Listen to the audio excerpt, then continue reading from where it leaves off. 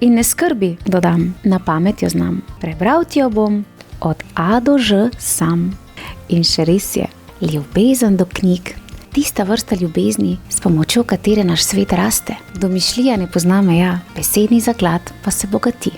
Bravo, Franci, vse pohvale. Moram pa priznati, da je Franci neomajen in zelo vztrajen deček. In verjamem, da je njegovo navdušenje nad traktorji iz leta v leto le še raslo. In morda se dan danes vozi naokrog ravno s traktorjem, rdečim ali zelenim. Kdo bi vedel? V mojem knjižnem kotičku pa lahko prisluhnete še pravljici Zajčkov bralni krožek, v kateri boste spoznali prikupnega zajčka, ki je prav tako zelo rad odhajal v knjižnico in to na skrivaj, vse do nekega dne, ko ga je zalotila gospa knjižničarka. In naj vam namignem, vse je bilo v najlepšem redu. Še bolje, kot bi si lahko zamislili. Le prisluhnite tudi tej poučni pravljici. Uživajte, lepo se imejte, ter se kmalu spet poslušamo. Čau, čau!